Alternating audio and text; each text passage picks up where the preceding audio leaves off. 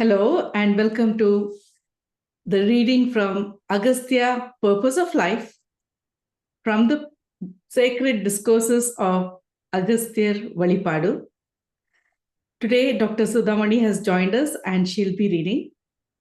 Go ahead, Dr. Sudhamani. Thank you, Akka. So today we'll be reading the page number 95 about the contentment. Contentment is derived when one gets what one desires, enjoys it, and is satisfied once he has experienced it. Man does need money, luxury, vehicles, and other things in modern life. However, there is a limit to everything. When one is able to say this is enough, then they have contentment. This means that desire can be fulfilled to a certain extent to find contentment. It is like the sweet porridge. If it boils over and spills, all that is spilled over becomes undesirable. So let us look at this. Actually, right in the very first sentence, Appa has given us a beautiful meaning of what contentment is. He says, contentment is derived when one gets what one desires, enjoys it, and is satisfied once he has experienced it. Now, the key word in contentment is that satisfied. So if we look at ourselves and the people around us, the world around us, people desire a lot of things. They enjoy, or most of them are fortunate to enjoy those things. But are they satisfied once they've experienced that what they had desired? So that is where the problem lies in the modern world. Because a person says, oh, I want to stay in a luxury hotel. They go stay there. Okay. They enjoy it, but it is not enough. The next time they go, they want to go stay in a much more luxurious hotel. Or let us say somebody is flying economy class today and says, oh, I want to go business class next time. Then they want to have a private jet. So there is no end to desire. If we take smaller things that happens in all around us, it is a question of, okay, I want to eat this thing. I like this thing. So you desire it, you eat it. Then do you stop when you're full? You don't, because you like the taste of it. You keep continuing to eat it.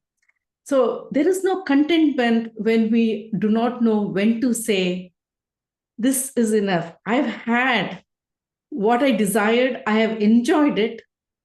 And I'm satisfied by it. When you say I am satisfied by it, then you have contentment.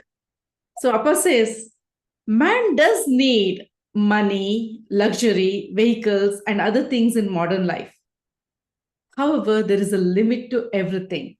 See, Appa is very practical. He says, yes, we do need all these things. We need money, we need luxury, we need vehicles.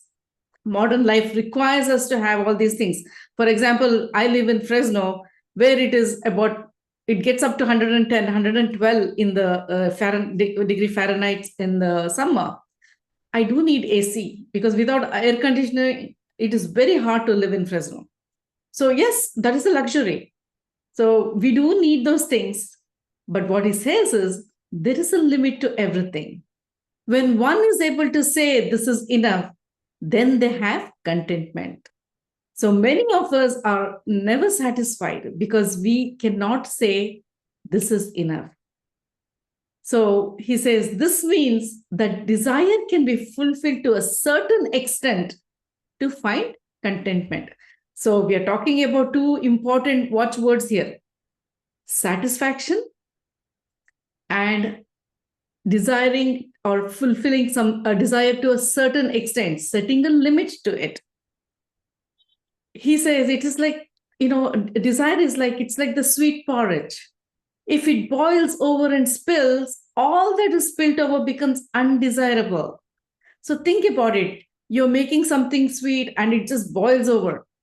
Can you eat all that has fallen down? Because it's no longer desirable, right? So also everything that we experience in life, when it boils over, when you do something in excess, there is no longer satisfaction in it. There is no longer contentment in it. all that it leads to is a lot of suffering. Say, for example, somebody starts smoking and they keep smoking and they end up becoming such a heavy smoker that they get cancer. Or somebody likes to drink and they take alcohol, they have one cup of alcohol one day, then they continue and they become alcoholics. That is the spilling of excess that we are seeing. And in our normal life, that happens in almost every sphere of our life.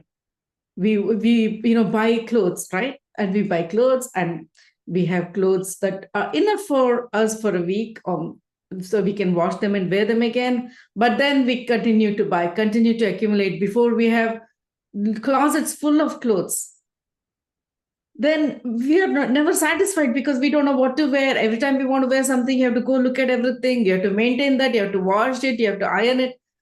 There's just a lot of complication when we want more than we need.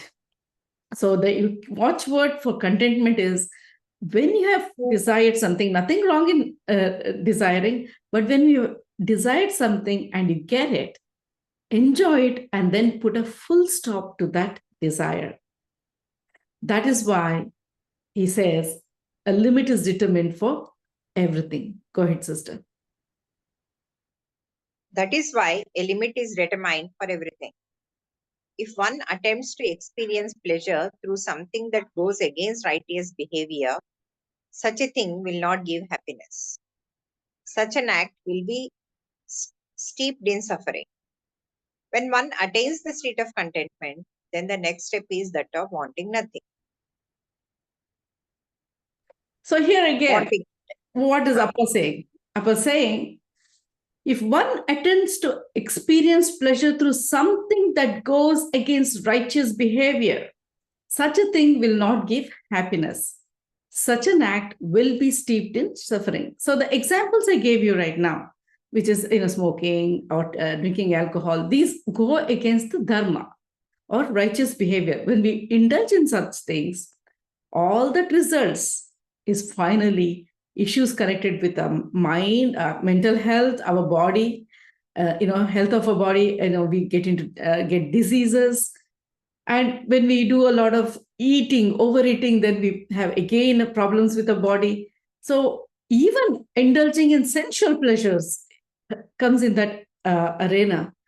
How many people in this world today are indulging in sensual pleasures that is causing suffering to another being? That is where we hear about molestation and rape, and even children are not spared. For 2 minutes of whatever they think is pleasure, they're ruining a child's life. So all this is bad. This is unrighteous. So whoever thinks that is going to give them pleasure, they are going to suffer, because that is the biggest karma they could incur, deriving pleasure by hurting someone else. So, we have some people in this world who enjoy hurting other people, whether it is in terms of, calling them names, or, putting them down, or, saying things that hurt their feelings, making them feel less than what they are. Such people, they're deriving pleasure from something that is very unrighteous. We as human beings cannot impose our will on another human being. That is the basic right of every human being, is their own free will. And one of the major crimes that humanity does against another human being is this. And that is why wars are not good. When somebody wants to take over another area for whatever reason, they're putting so many lives under pain, hunger, pain, disease, death. That is all major karma that is going to affect them.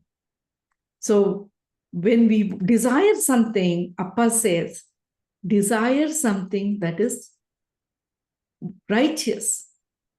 Some basic things like, okay, you want to eat something that you like, yeah, that is okay. You want to do something like travel somewhere, so you look at something that is nice. There are beautiful pleasures in life that you can seek. So start looking at what pleasures you're seeking every day, and see if your seeking of your pleasure hurts another. If you know that it's going to hurt another, stop. because it is not pleasure, it is karma, or a lot of karma that you're incurring. And then when you're doing something that is in excess, stop. Think, do I really need this? Because I can keep going on. I can buy one luxury car. I can buy a basic car. How many people are there will say, oh, if only I had a car, then they get a car. Then they want to get a bigger car and the more luxurious car. Then they want a Mercedes. Then they want a BMW or whatever. I mean, I don't know the hierarchy of cars, but why? Then they end up spending a lot of money on the repairs on those cars. They have to spend give a lot of attention to maintain those expensive cars. Why? Where is the contentment there? Where did the pleasure go? So let us remember to simplify your life each day. Because what Appa is talking about in terms of these basic things in life right now, he's going to tie up so beautifully into a spiritual life. So let's see how he does that. Go on, Dr. Sudhamani. Wanting nothing. Every householder has the right to experience and enjoy what the world, life, and nature provide to the extent that is needed. It is the responsibility of each man to save as much as necessary for himself, for his wife, for his parents, and children. However, what is wrong is if it is beyond the limits of relevant age, measure, and need.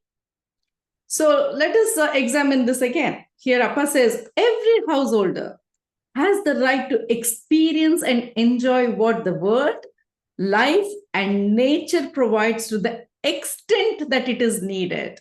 So what is Appa saying? It's okay to enjoy. It's okay to experience. Remember, we are born or we are created in this world to experience and express. So that is one of the basic things why we are here. So it is okay to do that. But he says to the extent that is needed, which is what we have been talking about. Then he says, it is the responsibility of each man to save as much as necessary for himself, for his wife, for his parents and children. Now, that is another important thing. If we are in a family life, we cannot say, oh, I don't need anything, so my children don't need anything, my husband doesn't need anything, and walk away. We cannot do that. We need to fulfill our duties. Whether we are a husband, a father, a child, we all have our duties as set up by dharma or righteous living. And we all need to follow that. For that sake, a man who's married does need to go out and earn and save enough money for himself, his wife, his children, and his parents. So also, every human being, whether they are single or married, we all have responsibilities in life and we need to take care of those.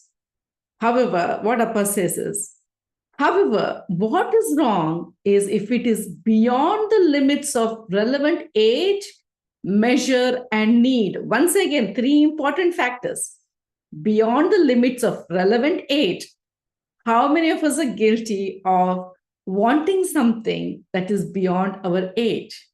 So in Hindu Shastra, we have, our childhood, then we have the youth phase, then the family phase, and then finally the vanaprastha, or the phase where you're letting go of everything, right? That's what our Hindu Dharma talks about. But how many of us let go of these things? When we have passed the stage of youth, when we have passed the stage of exploration of certain things or enjoyment of certain things, we still carry it on to the family life. When family life is a stage where you should be settled in terms of your own personal desires, because you're now responsible for another person and other lives that are going to be part of your life, if you have children, then the idea of me, myself ends, because you have begun to start looking at the happiness of those around you who you're responsible for. So that is where it is important to remember, okay, if I am in this particular age group, then this is my responsibility. This is the pleasure I can derive. When you're a child, you derive pleasure from playing. There's nothing else in your heart. You're innocent. When you're a youth, you deserve pleasure for yourself because you're, beginning to understand yourself as a human being, and you have your needs and wants and all those things. So you're exploring, you're understanding life. That is okay. When you become a family person, why go back to the I myself? Because you're already now at a stage where you're looking at other people who are part of your life. You're adult, you understand the responsibilities of being an adult. But then when you go to the geriatric stage, it's much more important to let go of even those things that you had when you were in a family setting. So Appa talks about it. Let's see what he says. Go ahead, sister. When one reaches the geriatric stage, it is necessary to let go of desires one by one. It is necessary to live with the satisfaction that one has enjoyed enough of material life. One must understand that there is a unique happiness in contentment.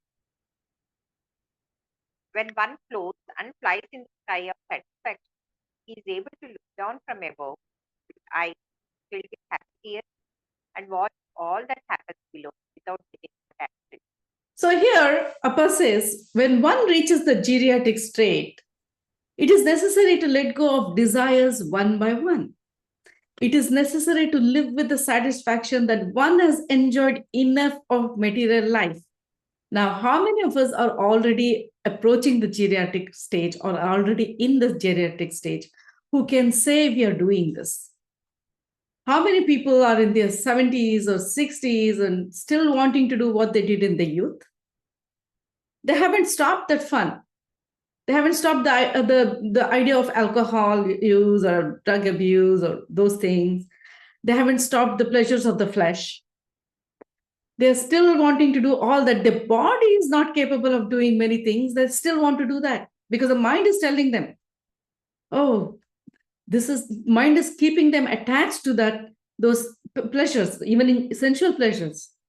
So once you finish the family stage of life, when you go to the geriatric stage, begin to let go of things. That is what nature teaches us through our own body. Because, as we grow older, we cannot eat a lot of things. We eat something that causes us gas. We eat something else causes us indigestion. Our body becomes more and more intolerant to a lot of things that we used to enjoy in our youth, childhood, or in the family stage of life. And also, we are not able to do a lot of physical activities that we used to do. So it's good to remain active, but not to an extent seeking things that your body really does not need anymore. So that is important in a geriatric state. And also he says, start letting go of desires one by one. If you're no longer able to travel a lot, let go of that. You don't need to do that. You've already experienced life when you were in a family stage. He says it is necessary to live with the satisfaction that one has enjoyed enough of material life. So when you come to the geriatric stage, you don't need additional cars, you don't need additional clothes. You can start simplifying your closet, the clothes you wear. Think about it. When you were young, you wanted to look good, or when you were in a family life, you wanted to go out, you wanted to dress appropriately. But as you grow older, dress nicely, neatly, but you don't have to be having 20 suits or 20 saris. You don't need that.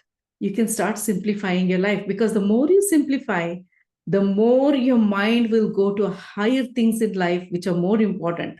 Think about it. Tomorrow, if you die, do you want to die with all these material desires clinging on to your mind? Because that is what is going to happen. You're going to have all these material desires clinging on to your mind, and you're going to come back. You're going to come back to experience that all over again. But is it only going to be that material pleasures that you're going to experience? No, because you've already put a lot of karma into practice, or into your own path of life. You're going to come back and suffer also, because pain and pleasure are part of life.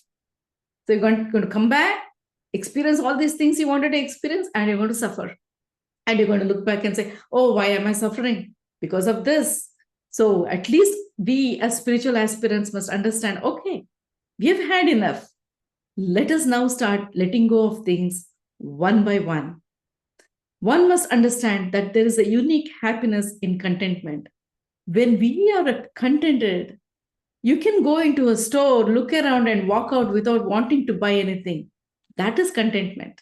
Because you already have everything you need in your house. Why do you need to bring one more thing?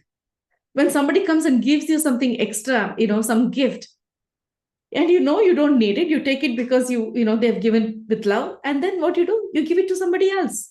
That is contentment, because you already have enough. You don't need that extra thing. So when one floats and flies in the sky of satisfaction, he is able to look down from above with eyes filled with happy tears and watch all that happens below without getting attached to it. Now, here there is another very important thing that Appa is talking about: detachment from bonds of family life. Our attachment to people around us, my husband, my wife, my child, my parents. We have to reach, as spiritual aspirants, a stage where we realize everybody are souls. So whoever comes to you at that moment of your life, give them all the love, but once they go, forget them, because you will reach the end of your life tomorrow. And if you have that attachment towards all these people, all you're going to bring into your life now is suffering, because not everybody in your family or friend circle or the people you love are going to be happy all the time. So when they suffer, you suffer because you're attached to them. You make their suffering your own. How many parents don't do that? How many children don't do that? Oh, my father is suffering so much because he's going through all this. But hey, father's already lived his life. He is undergoing his karma. Be there, be sympathetic, but do not get attached. Let him go, because even your attachment to your father will pull him back when he is leaving his body. So in every stage of our life, in every sphere, let us begin to start detaching ourselves. Let us love our daughter, let us love our mother, let us love our friends, husband, everybody, but equally, so that we are not missing them when they're not there, but we are happy when they're there.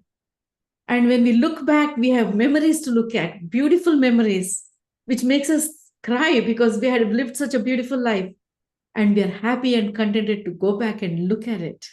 And that is the best state of life. In that, you find a lot of peace in your life. Even if you do not get a moksha in this life, it doesn't matter. If you can reach this state in this life, you're already spiraling forward quickly towards moksha. So that is an important thing Appa's talking to us about today. We still have a few more minutes, so go ahead, sister.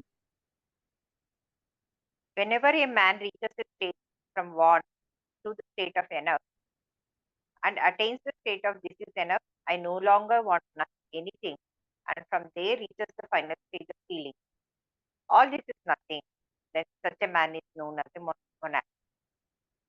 One who is higher than even this stage is the one who reaches the stage where he can say, I don't have anything, I am not the body or the mind, and understand that he is the microcosm of the unique creator.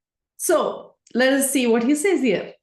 Whenever a man reaches a state from want to the state of enough and attains the state of this is enough, I no longer want anything, and from there reaches the final stage of feeling all this is nothing, then such a man is known as a monastic. So when you look at a monastic, don't look at a monastic because he's wearing the clothes of or robes of a monk. Not every monastic is free of all this. I have seen people in ashrams who still have all these feelings of anger and hatred. I've seen people who are jealous in monasteries. And we have seen people who still indulge in a lot of sensual pleasures, which we hear in the news. How can they be called monastics? However, if you look at people in householder yogis like us, there are many of us here who are already monastics. We dress the part of a householder, we do what we need to do, we take care of our responsibilities, we love everybody around us, but we are not attached to them. We are not looking for more things from them. We have come to a stage of we have enough. We don't want anything more. And then we also reached a stage where he realized none of this is important. This is all nothing because we have understood what we are. We are divine souls who are here to play a part and nothing more than that. We are here to experience and express, and that's all we need to do. And as Ramana Maharshi says, Summa iru, just be, don't worry, just be, everything will be okay. And just being is a state of being a monastic. When you no longer want anything, when you no longer have desires, when you no longer have negative feelings towards anybody, you reached a stage of being a monastic, being in the world, but not of the world. Understand this very clearly because that is where all of us should reach. Now, since it's almost time to go, I'm going to read the last paragraph, Dr. Sudhamani, and finish it. Yes. He attains the state of Aham Brahmasmi, as it is said in Sanskrit. And in the same way, he reaches the state of Tattvam Asi, where he feels he is not different from the Creator and all that is created. And getting immersed in the Absolute, knows that there is no soul or there are no individual souls. Everything is the Absolute alone. That is when he attains complete bliss.